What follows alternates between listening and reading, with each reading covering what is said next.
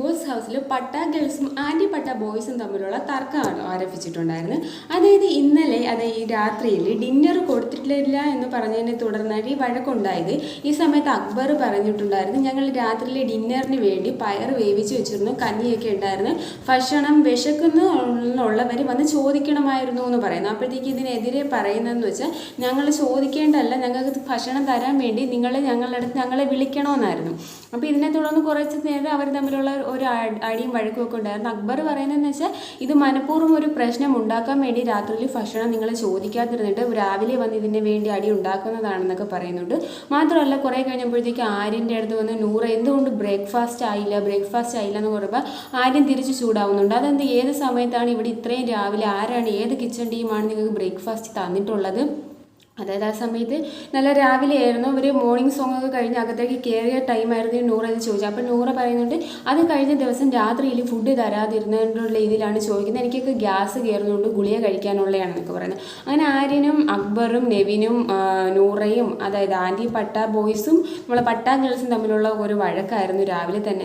എന്നിട്ട് അനുമോൾ പറയുന്നു ഈ ക്യാപ്റ്റന്മാരൊന്നും കൊള്ളത്തില്ല, കിച്ചണിൽ ജോലി ചെയ്യാൻ അറിയാൻ വയ്യാത്തവർക്ക് കിച്ചണിൽ കയറിയിട്ട് എന്താ കാണിക്കുന്നത്, ക്യാപ്റ്റനായിട്ട് ഒരു ഉത്തരവാദിത്വം ചെയ്യുന്നില്ല എന്നൊക്കെ പറയുന്നത്. ഈ സമയത്ത് ആര്യം വന്ന് നൂറയുടെ അടുത്ത് പറയുന്നുണ്ട് നിങ്ങളുടെ ഡ്യൂട്ടിയൊക്കെ ചെയ്യുന്നുണ്ട്, ആ ഫ്ലോറൊക്കെ കിടക്കുന്ന കണ്ടില്ലേ. ഇവർ ആ ഒരു രീതിയിലുള്ള തർക്കം അങ്ങോട്ടും ഇങ്ങോട്ടും പറയുന്നുണ്ട്. മാത്രമല്ല ആര്യം പറയുന്നുണ്ട് ഇന്നലെ ഞാൻ എനിക്കൊരു ഹെൽപ്പിന് വേണ്ടി ഫുഡിൽ ഉപ്പ് ഉണ്ടാകുന്നൊക്കെ നോക്കാൻ വേണ്ടി തന്നെ അനുവിൻ്റെ അടുത്ത് ചോദിച്ചപ്പോൾ അനു അതിനൊന്നും ഒരു ഹെൽപ്പും ചെയ്യാതെ നിന്ന് എന്നിട്ടിപ്പോൾ കുറ്റം പറയാൻ വേണ്ടി വന്നേക്കുവാണോ എന്നൊക്കെ പറഞ്ഞ് ഇവർ അങ്ങോട്ടും ഇങ്ങോട്ടും വഴക്കുണ്ടായിരുന്നു. ഈ സമയത്ത് അക്ബർ പറയുന്നുണ്ട് ഇത് മനഃപൂർവ്വം ചെയ്യുന്നതാണ്, അതായത് ഇത്രയ്ക്ക് വിശപ്പുള്ളവരായിരുന്നെങ്കിൽ അത് എന്തുകൊണ്ട് ഇന്നലെ പറഞ്ഞില്ല, മാത്രമല്ല ഞങ്ങൾ ഇന്നലെ പയറൊക്കെ വേവിച്ച് വെച്ചിട്ടുണ്ടായിരുന്നു, കഞ്ഞി ഉണ്ടായിരുന്നു, ഈ വിശക്കുന്നു എന്നുള്ളവരൊന്ന് പറയണമെങ്കിൽ ഞങ്ങളത് റെഡിയാക്കി തരാൻ തയ്യാറായിരുന്നു എന്നൊക്കെ പറയുന്നുണ്ട്. അപ്പം അതിൽ പറയുന്നതെന്ന് വെച്ചാൽ അത് ഞങ്ങൾ ചോദിക്കേണ്ട, നിങ്ങൾ ഞങ്ങൾക്ക് തരേണ്ട ഉത്തരവാദിത്വമാണ്. അപ്പോൾ ഏതായാലും ഇതായിരുന്നു രാവിലെ ബിഗ് ബോസ് ഹൗസിൽ നടന്ന കുറേ തർക്കങ്ങൾ. ഇതിൻ്റെ ഇടയിൽ അനീഷ് പറയുന്നു അത് നിങ്ങൾ വീഴ്ചയുണ്ടായി എന്നും പറഞ്ഞിട്ട് അനീഷ് ചോറൊക്കെ എടുത്ത് കഴിക്കുന്നുണ്ട്.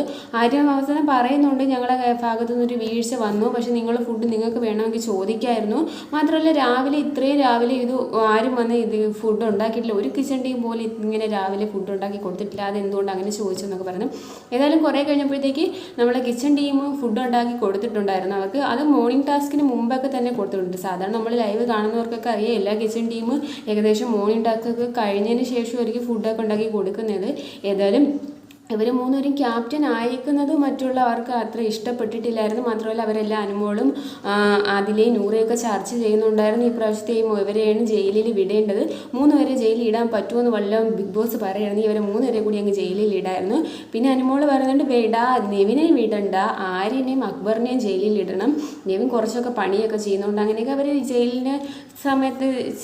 ജയിലിൽ അയക്കുന്ന കാര്യമൊക്കെ ചോദിക്കുന്നത്. ഈ സമയത്ത് ഇപ്പുറത്ത് ഓപ്പോസിറ്റ് നിന്ന് ആര്യൻ അക്ബറിൻ്റെ അടുത്തും നെവിൻ്റെ അടുത്തും ചോദിക്കുന്നുണ്ട് ക്യാപ്റ്റന്മാരെ ജയിലിലേക്ക് വിടാൻ പറ്റുമെന്ന് ചോദിക്കുമ്പോൾ അക്ബർ പറയുന്നുണ്ട് ക്യാപ്റ്റനെ ജയിലിൽ ഇടാമെന്ന് പറയുന്നത്. ഏകദേശം ഇപ്പോൾ ആര്യനും അക്ബറിനും നെവിനും ഒക്കെ മനസ്സിലായി ഇപ്രാവശ്യം ജയിലിൽ പോകാൻ പോകുന്നത് ഇവർ 3 പേരും ആയിരിക്കുമെന്ന്. ഇതൊക്കെയായിരുന്നു ഇന്ന് രാവിലത്തെ ലൈവിൽ കണ്ടിട്ടുണ്ടായിരുന്നത്.